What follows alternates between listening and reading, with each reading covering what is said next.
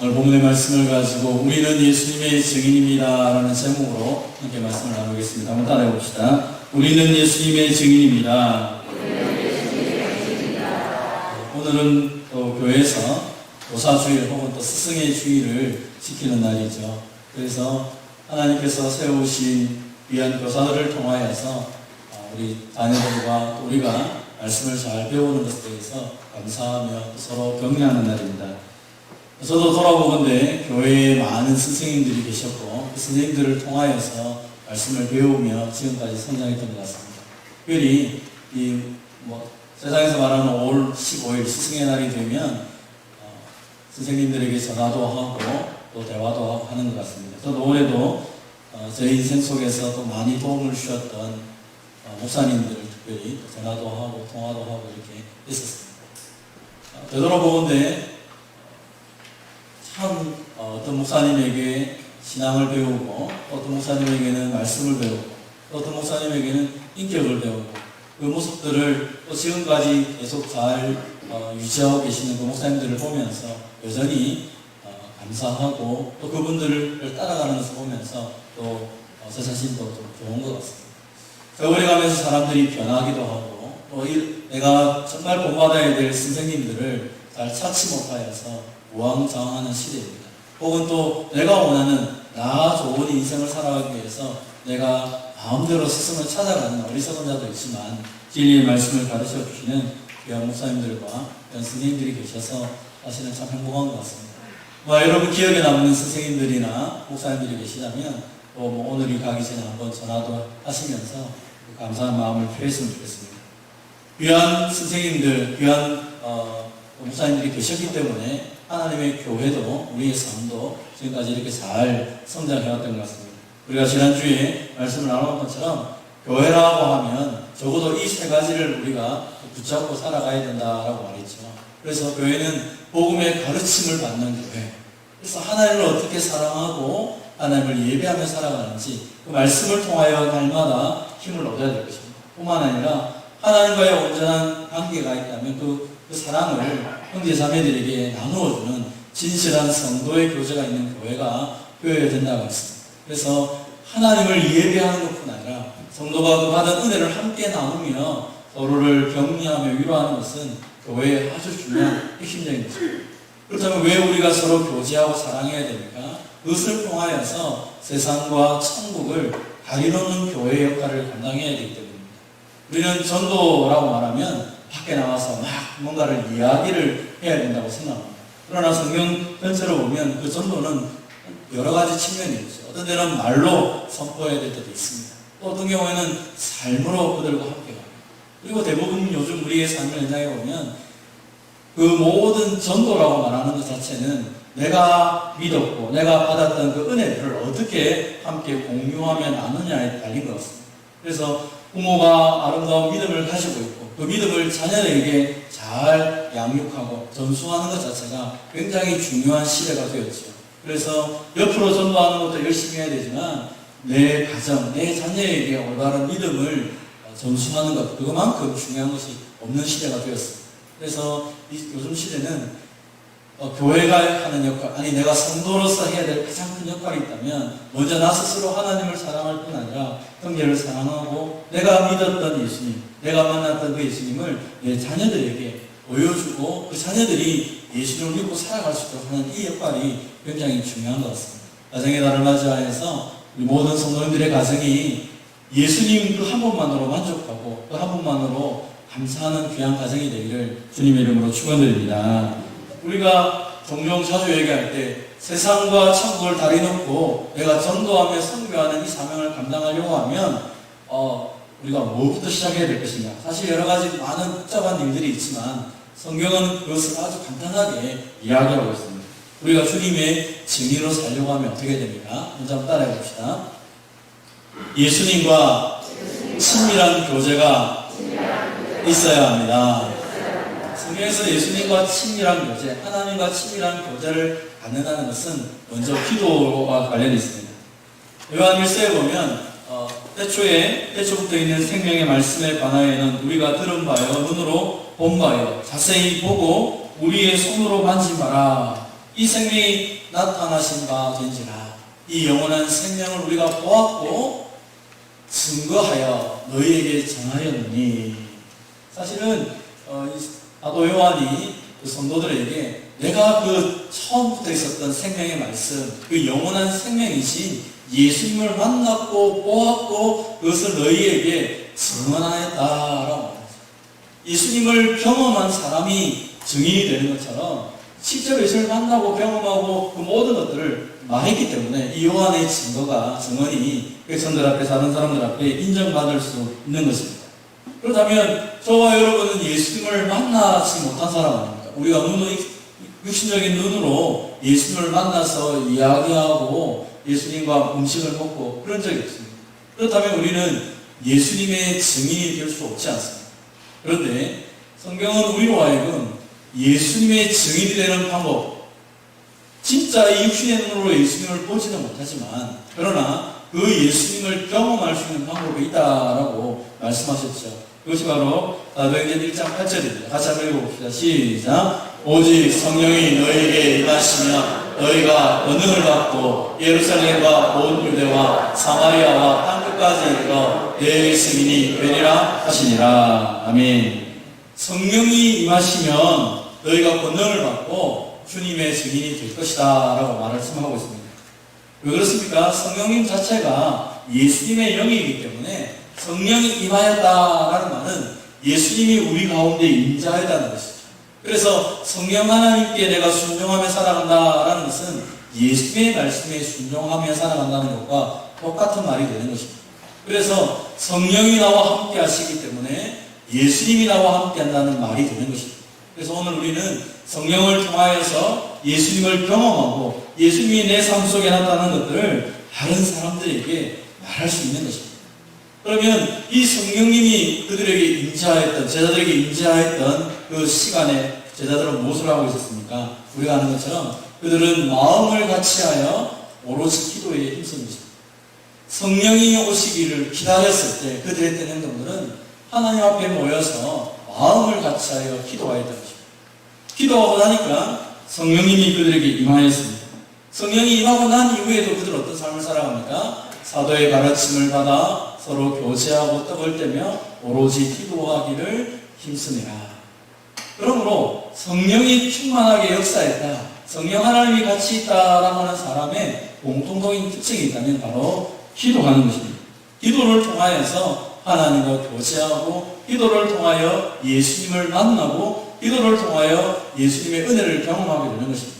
그래서 제자들은 예수님이 오시고 난 이후에도 그들이 하지 않았던, 과거에는 하지 않았던 유일한 것, 바로 기도를 계속하는 것입니다. 오늘 본문도 기도 시간에 일어난 일이죠. 유대인들이라면 당연히 기도를 합니다. 하루에 3번 기도를 하는데 특별히 베드로와 요한도 유대인이었기 때문에 예수님을 만났지만 이 기도하는 시간만큼은 그대로 하루에 3번씩 기도한 것입니다. 오늘 제9시 기도 시간에라고 하는 제9시는 오후 3시를 말합니다. 그래서 그들이 아침에, 낮에, 저녁에 3번 기도를 하는데 오늘 이 사건은 대낮에 있었던 사건입니다. 그래서 오후 3시에 이제 기도하러 성전에 올라갑니다. 성전에 올라가다 보는데 그들의 눈에 띈 것이 있습니다. 그것은 바로 나면서부터 못 걷게 된 사람을 보게 된 것입니다.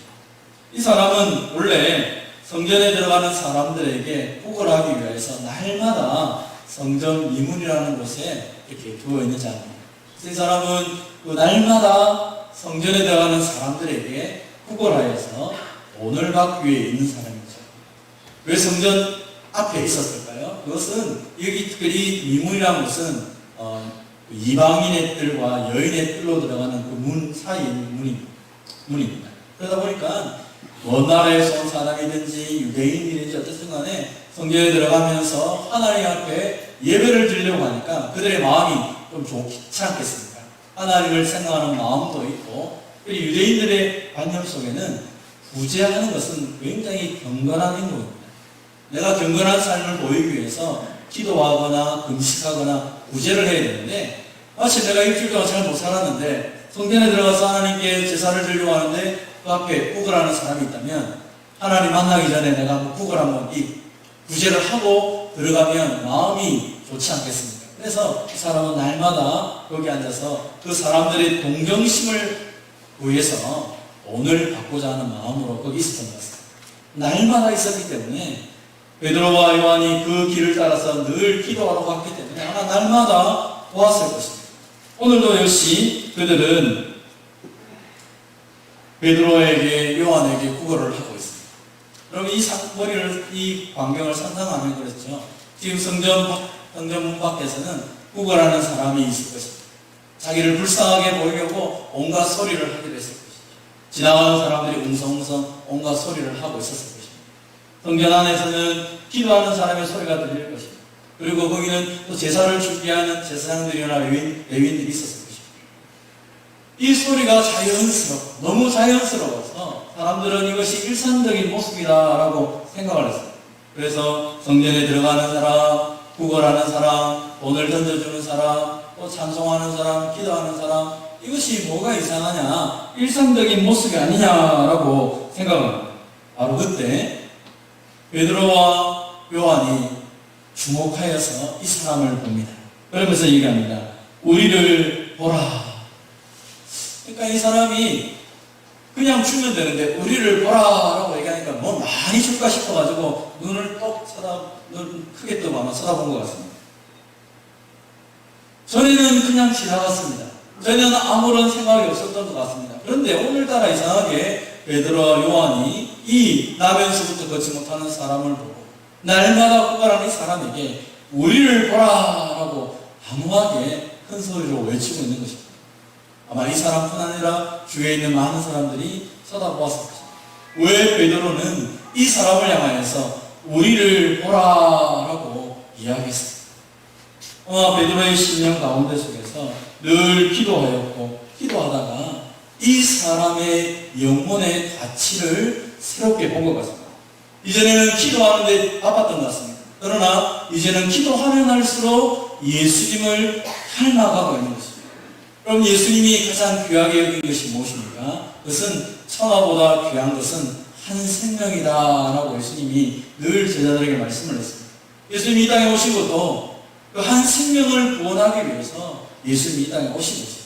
기도를 하면서 주님과 교제하고 주의 말씀을 묵상하면 할수록 예수님을 닮아가게 되고 그 한 영혼의 가치를 제대로 바라보게 된 것입니다.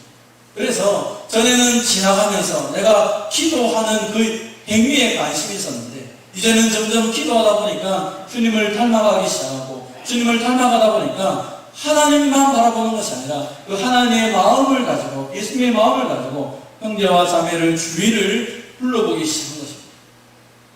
전에는 당연한 것 같고 전에는 분명히 일상적이라고 생각했는데 이제 하나님의 눈으로 예수님의 눈으로 이 주위를 바라보니까 이것이 일상적이지 않다는 것을 발견하기 시작합니다. 사람이 창조되었을 때 하나님의 형상으로 창조되는 누구는 구걸을 하고 누구는 한 번도 걷지 못하고 누구는 마음대로 뛰어다니고 있고 누구는 마음대로 돈을 가지고 있고 이것은 하나님이 창조하신 창조의 모습이 아니라는 생각이 들었다는 것입니다. 그리고 저 구걸하는 그 사람 나면서부터 한 번도 걷지 못하는 그 영혼에 대한 그 안타까운 하나님의 그 마음을 이 베드로가 요한이 깨닫게 됩니다. 그 영혼을 향하여 긍휼히 여기는 마음이 생긴 것입니다. 사랑하는 성도 여러분, 우리가 하나님께 기도를 할 때 하나님께 내 소원을 아뢰며 기도할 때가 많습니다. 그러나 그것뿐 아니라 기도를 하다 보면 그 대상자이신 하나님을 만나게 되고 그 하나님의 마음을 깨닫게 되는 것입니다. 하나님께서 우리에게 베푸신 그 사랑, 그 긍휼하심을 우리가 깨닫게 된다면 진짜 제대로 기도하는 사람의 마음은 어떨까요? 한 영혼을 주님의 심정으로 바라보고 긍휼히 여기는 것입니다. 그래서 기도를 많이 한 사람은 내가 미래를 안다고 예언하는 사람이 아니라 한 영혼 한 영혼을 긍휼히 여기는 사람이 진짜 제대로 기도하는 사람이죠. 예수님은 그 한 영혼을 위해서 십자가를 지셨는데 우리 한 사람을 위해서 예수님이 십자가를 지셨는데 그 사랑과 그 은혜를 알고 있다고 말하고 그 주님을 날마다 배우고 기도한다고 말하는 사람이 영혼을 사랑하지 않는다면 그것은 제대로 된 기도의 삶이 아니라 제대로 예수님을 만난 것이 아니라 내가 만든 신을 내가 만나고 내 욕심을 위해서 그 신 앞에 기도한 것에 불과한 것입니다. 사랑하는 성도 여러분, 하나님이 우리를 긍휼히 여기시고 예수님이 우리를 긍휼히 여겼던 것처럼 우리가 주의 마음을 따라 한 영혼을 긍휼히 여길 수 있는 저와 여러분 되시기를 바랍니다. 뿐만 아니라 어떤 사람도 하나님을 향하여 하나님 나를 긍휼히 여겨달라고 기도할 때 하나님은 우리를 긍휼히 여겨주시는 사실을 꼭 잊지 마시기 바랍니다. 그러므로 우리는 긍휼하심을 받고 때를 따라 돕는 은혜를 얻기 위하여 은혜의 보좌 앞에 담대히 나아갈 것입니다. 오늘도 내가 하나님 앞에 나아갈 때 가져야 될 가장 큰 마음이 무엇입니까? 기도를 한다는 것은 무엇입니까? 하나님의 은혜가 아니면, 하나님이 이 시간 나를 돕지 않으면 나는 아무것도 아닙니다. 지금 나를 긍휼히 여겨주시고 하나님 나를 때를 따라 도와주셔서 내 삶 가운데 하나님의 뜻이 이루어지기 원합니다. 그래서 언제든지 담대하게, 내가 잘났든 못났든, 내가 상처를 받았든, 내가 어떤 형편이든지 담대하게 주님 앞에 나아가는 것이 성도의 모습이요 하나님의 자녀의 모습일 것입니다. 오늘도 이런 마음으로 기도하며 하나님께 나갈 뿐 아니라 이 주님께 받는 긍휼하심으로 세상을 바라보며 한 영혼을 사랑하는 저와 여러분 되시기를 주님의 이름으로 축원드립니다. 우리가 주님의 증인이 되기 위해서는 이 긍휼한 마음이 있어야 가능한 것이죠. 주님과의 교제를 통하여 가능한 것입니다. 그 다음에 어떻게 해야 됩니까? 한번 따라합시다. 예수님의 이름을 사용해야 합니다. 예수님의 이름을 사용한다는 것은 지금도 예수님이 살아계셔서 우리 가운데 역사하심을 믿는 것입니다. 아마 우리가 어떤 사람들에게 상장을 이렇게 자랑할 때, 예를 들어서 지금 문재인 대통령이 저에게 상장을 줬으면 내가 여러분에게 자랑할 것입니다. 보십시오. 이 대통령이, 지금 대통령이 나한테 이런 상장을 주셨고 이 상장을 가지고 뭘 하면 대통령 이름으로 내가 상장을 받았고 상을 받았기 때문에 이런 좋은 일이 벌어질 겁니다라고 자랑한다면 여러분 아마 좋아할 것입니다. 그런데 제가 만약에 옛날에 이승만 대통령 상장 가지고 여러분 얘기하면 지나간 대통령 얘기하지 말고 지금 대통령이 더 중요해. 아마 그렇게 얘기할 것입니다. 예수님의 이름을 사용한다는 것은 예수님이 2000년 전에 살아계셔서 무슨 큰 의미가 없는 것입니다. 예수님이 지금도 살아계셔야 우리가 예수님의 이름을 사용하는 것이 힘이 있고 의미가 있는 것처럼 오늘 예수님의 이름을 사용한다는 것은 예수님이 지금도 우리 가운데 역사하는 것을 믿고 확신하는 것입니다. 그래서 베드로가 이제 이야기합니다. 은과 금은 내게 없거니와 내게 있는 이것을 내게 주노니 나사렛 예수 그리스도의 이름으로 일어나 걸어라. 자신을 향해 쳐다보는 그 구걸하는 사람에게 나는 은과 금이 없다. 이야기를 들었던 이 사람은 굉장히 기분이 나빴을 것입니다. 아니 나는 지금 은과 금을 위해서 당신을 쳐다봤는데 은과 금이 없다고 또 왜 나보고 쳐다보라고 한 거야? 아마 불평 가운데 그 사람이 마음속으로 생각했을 것입니다.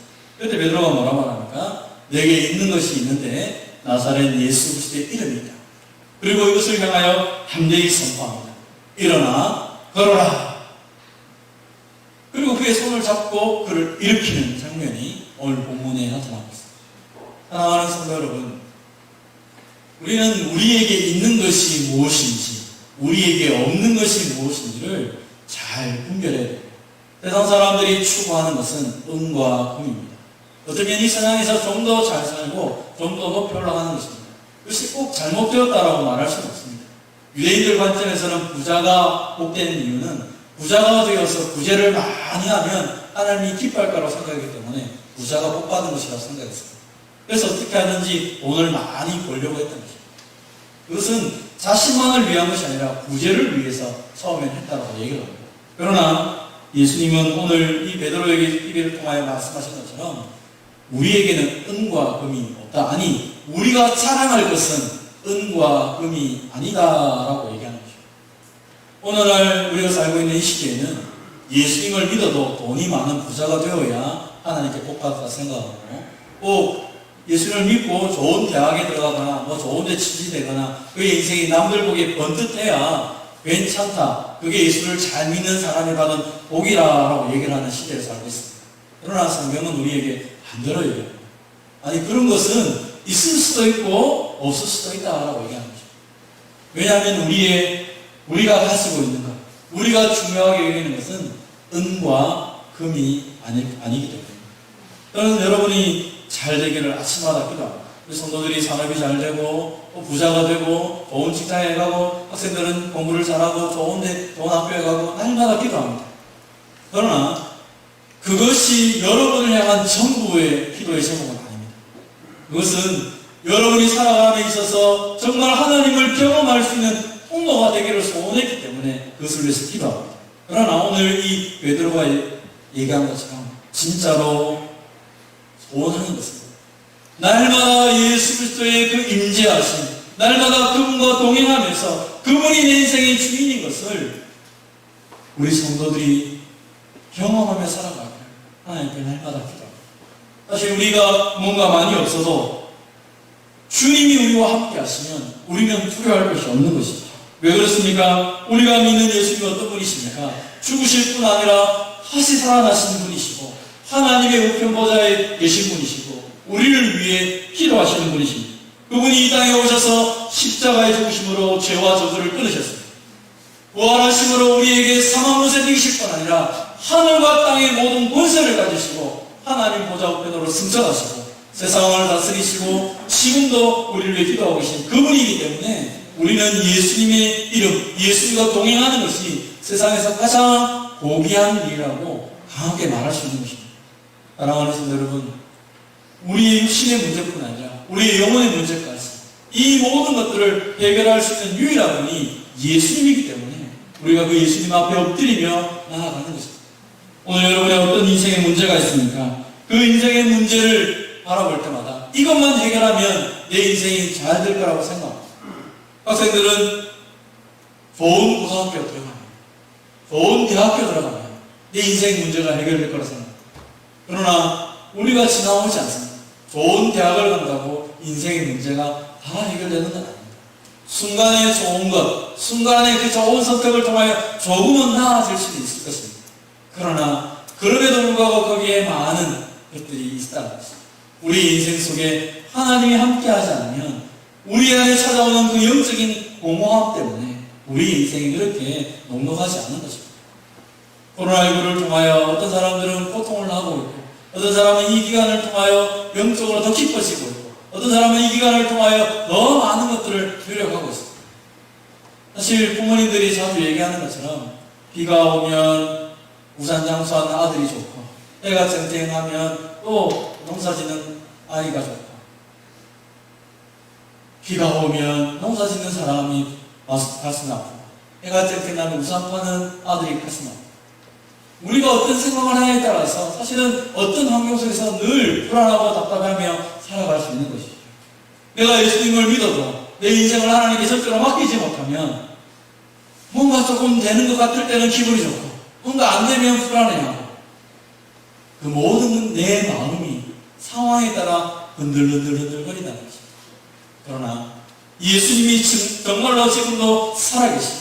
상황의 권세를 이기실 뿐 아니라 우리의 모든 것들, 내 인생뿐 아니라 온 세상 인류까지도 다스리시는 만왕의 왕인 것을 믿는다면 두려워할 필요가 없다는 것입니다. 한 나라의 흥망성쇠도 주님이 주관하시고 내 인생까지도 주님이 감당하신다면 좋은 일을 만날 때, 내 인생 속에 마음이 평안할 때도 하나님께 감사하고 때로는 내 인생 가운데 답답한 일을 만날 때도 합력하여 선을 이루시는 하나님의 능력 때문에 감사함으로 나아가는 것입니다. 그래서 예수님의 이름으로 명하고 예수님의 이름을 붙잡고 나아간다는 것은 무엇입니까? 그 환경, 그 상황이 아니라 그 가운데 역사하시는 주님을 실제로 경험하며 그 주님을 의지하며 나아가는 것입니다. 어떤 사람이 하는 것처럼 예수님의 이름은 주문이 아닙니다. 예수님의 이름으로 귀신아 물러가라, 예수의 이름으로 뭐해라 하면서 마치 주문을 외듯이 예수님의 이름을 외치는 것이 아니라 정말 예수님이 우리 가운데 임재할 것을, 하나님의 뜻이 이루어질 것을 소망하며 그 주님을 내 삶 가운데 모시는 것이 바로 예수님의 이름을 사용하는 것입니다. 전에는 구걸하는 사람이 당연했습니다. 전에는 안진뱅이로 이 한평생 살았던 이 사람의 모습을 보면서 너는 당연히 안진뱅이로 있는 것이 그렇게 생각했던 이 베드로가 예수님과 기도를 통하여 교제하며 예수님이 지금도 나와 함께 있음을 믿고 이 길을 걸어갈 때 이것이 정상이 아니라 하나님이 창조의 원리가 다시 회복될 것을 소망하면서 예수님이 이 자리에 있는 앞에서 저 걷지 못하는 사람, 저 인생을 주님이 변화시켜달라고 예수님의 이름으로 기도하며 선포하는 것입니다. 그것이 바로 예수의 이름으로 일어나 걸어라라고 하는 말씀이죠. 여러분의 인생에 어떻게 보면 평범한 것처럼 느껴지고 당연한 것처럼 느껴지는 그 인생, 그러나 하나님 보시기에 온전하지 못한 부분이 있다면 그 모든 부분, 그 모든 상황 속에 예수님을 초청하시고 예수님이 이곳을 온전히 통치해달라고 예수의 이름으로 그 모든 것들을 명하는 저와 여러분이 되시기를 바랍니다. 그러면서 손을 잡고 이렇게 했습니다. 그러자 발과 발목에 힘을 얻었다. 발과 발목이 힘을 얻었다. 그래서 뛰어서서 걸어서 이 사람이 성전을 향해 달려갔다. 구걸하여 오늘 구했던 인생처럼 보였던 이 사람. 그런데 예수의 이름으로 일어나 걸어라는 그 말을 들을 때에 그의 인생의 목적이 명확하게 바뀐 것을 보게 됩니다. 만약 이 사람이 평생 돈만 추구했고 돈으로 그 인생을 마치고 했다면 그는 일어서서 집으로 가든지 아니면 나를 일으킨 이 베드로를 향해 원망해야 됩니다. 왜냐하면 일어섰기 때문에 더 이상 돈을 벌 수 있는 인생이 되지 못하는 것입니다. 이제 내 인생에 돈이 주인이 아니게 되어버렸습니다. 그는 일어서서 제일 먼저 한 것이 무엇입니까? 성전을 향하여 들어갔다. 지금까지는 한 번도 가보지 못했던, 성경에 보면 이 사람은 한 40년 동안, 나이가 40살쯤 된다고 했으니까 40년 동안 한 번도 성전에 들어가 보지 못했다. 그래서 돈을 추구하며 내가 사람들의 동정심을 의지하며 살아난다. 이제는 예수님의 이름으로 예수님이 이 가운데 임하는 것을 경험하고 나니까 이제 그는 돈이 아니라 성전을 향하여 걸어가며 성전을 향해 뛰어가는 인생으로 그 인생이 바뀐 것입니다. 사랑하는 성도 여러분, 저와 여러분의 인생은 예수님을 만났다고 하면 우리의 인생은 앉아서 돈을 구하고 구걸하여 동정심을 구하는 인생이 되어서는 절대로 되지 않는 것입니다. 예수님을 만났다면 일어나 걸어서 성전을 향해 나가고 주님을 예배하는 자로 나가고 주님과 동행하는 자로 살아가야 될 것입니다. 마치 베드로가 주님을 경험하며 주님의 긍휼을 덧입어서 예수의 이름으로 예수의 권능으로 나면서부터 걷지 못한 자에게 명했던 거죠. 이제 우리는 그 당연한 것처럼 보였던 안전뱅이, 당연하게 보였던 그 죄 가운데 있는 사람들을 향하여 하나님의 권능, 예수님의 이름을 선포함을 통하여 일어서며 걸으며 뛰는 인생으로 만들어가는 저와 여러분이 되어야 될 것입니다. 먼저 내가 그런 인생을 경험해야 돼요. 그 경험을 나누어 가기 시작할 때 바로 우리가 주님의 증인으로 살아갈 수 있는 것입니다. 사랑하는 성도 여러분, 예수님 때문에 일어서서 걸어가며 뛰는 인생이 되기를 주님의 이름으로 축원드립니다. 마지막으로 주님의 증인으로 살아가는 인생은 무엇입니까? 따라해봅시다. 예수님을 주목해야 합니다. 내가 주님의 증인으로 부름받았다라는 것은 이제 주님을 온전히 증거해야 되는 것이죠. 사람들이 그 나면서부터 안전병이 된 사람들이 이제 뛰면서 성전에 들어가서 봅니다. 수많은 사람들이 보면서 야, 저 사람이 성경 미문에서 구걸하던 사람 아니냐라고요. 이 사람이 베드로와 요한을 붙잡습니다. 온 사람들이 다 베드로에게 달려가요. 그때 베드로가 얘기합니다.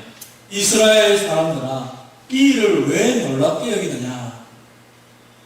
이 말이 기가 막히지 않습니까? 40평생 한 번도 걷지 못한 사람이 일어나 걸어서 성전을 뛰어들어와서 하나님을 찬양하는 것을 보았습니다. 근데 베드로가 사람들을 향하여 이거는 놀랄 일이 아니다. 아니, 걷지 못한 사람이 걸었는데 기적이지 않습니까? 근데 베드로가 그 사람들을 향하여 이거 놀라지 마라. 놀랄 일이 아니다. 더 중요하게 됩니다. 우리 개인의 권능과 경건으로 이 사람을 걷게 한 것처럼 왜 우리를 주목합니까?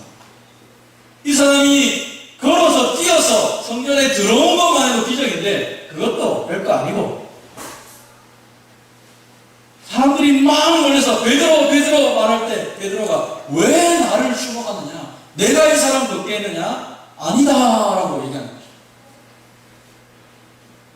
오히려 그는 이 모든 사건을 통해서 왜 우리를 주목하느냐? 이 이건 내가 한 것이 아니라 하나님이 예수님을 통하여 하신 것이다 라고 그렇게 말합니다. 그 이름을 믿음으로, 그 이름이 예수님이 이 사람을 성하게 합니다.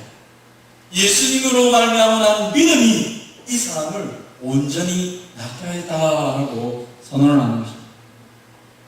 베드로의 관심, 베드로의 메시지의 핵심이 무엇입니까? 오늘 이 안진뱅이가 일어난 거, 이거 별로 안 중요해. 왜 안 중요하다 말합니까? 이 사건이 진짜 안 중요한 사건입니까? 너무너무 중요한 사건이고, 이 사건 때문에 예수님을 믿은 사람이 수천 명이 됩니다. 근데 왜 베드로는 이 사건 자체가 그렇게 중요하지 않다라고 합니다. 예수님이 살아계시면 나면서부터 안전뱅이로 살았던 그 인생이 회복되는 것은 당연한 것이기 때문에 하는 것입니다. 예수님의 사역은 무엇이었습니까? 예수님이 이 땅에 오셨던 사역을 한마디로 요약하면 무엇입니까? 바로 회복이었습니다. 그래서 예수님은 살아계시는 동안, 공생의 기간 동안 회복이 필요한 사람들과 늘 함께 있습니다. 그들과 목공하시면서 그들에게 회복을 덧입혀주셨습니다. 십자가에 죽으신 이유도 우리를 회복하기 위함입니다. 부활하신 것도 우리를 회복하여서 하나님의 백성으로 온전하게 하나님의 자녀로 살아가기 위해서 예수님이 그 모든 것을 하신 것입니다. 그러므로 예수님이 함께한다면 우리 인생이 회복되는 것은 당연하기 때문에 이 사람이 예수의 이름을 힘입고 일어서는 것은 당연한 것이다 라고 말하는 것입니다. 오늘 우리 인생 속에 수많은 사람들이 기적을 요구합니다. 그러면서 다른 것들을 요구합니다. 그러나 주님이 오늘 우리에게 말씀하시는 것은 무엇입니까? 예수님을 제대로 믿는다면, 예수님과 함께한다면 정말로 하나님 우리를 창조하신 그 원래의 모습으로 회복될 뿐더러 우리 인생이 그 예수님과 동행하는 참다운 삶을 살아간다는 것입니다. 이것은 질병의 문제가 무조건 해결됩니까? 아닙니다. 예수님 믿어도 질병 때문에 죽습니다. 예수님 믿어도 가난해질 수 있습니다. 예수님 믿어도 사업에 실패할 수도 있습니다. 그런데 왜 이 말씀을 하십니까?